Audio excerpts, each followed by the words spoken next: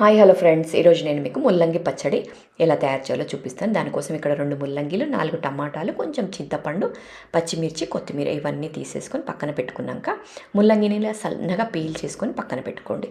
Next ఇక్కడ మనం stove మీద కడాయి పెట్టుకొని అందులో కొద్దిగా ఆయిల్ వేసుకొని దాంట్లో పచ్చిమిర్చి ఇలా ముల్లంగి అన్నీ వేసుకొని ఒక 5 నిమిషాల పాటు మంచిగా ఉడికించుకోండి.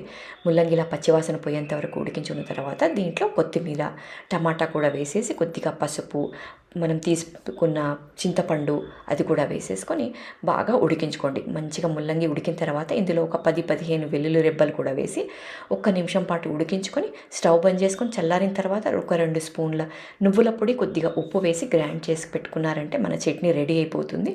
చాలా చాలా టేస్టీగా ఉంటుంది. ఈ కంప్లీట్ వీడియో చూడాలంటే నేను కింద మీకు లింక్ ఇస్తాను. సో తప్పకుండా కంప్లీట్ వీడియో కూడా చూడండి. మరిన్ని వీడియోస్ కోసం మీరు నా ఛానల్ని తప్పకుండా సబ్స్క్రైబ్ చేసుకోండి, లైక్ చేయండి, షేర్ చేయండి.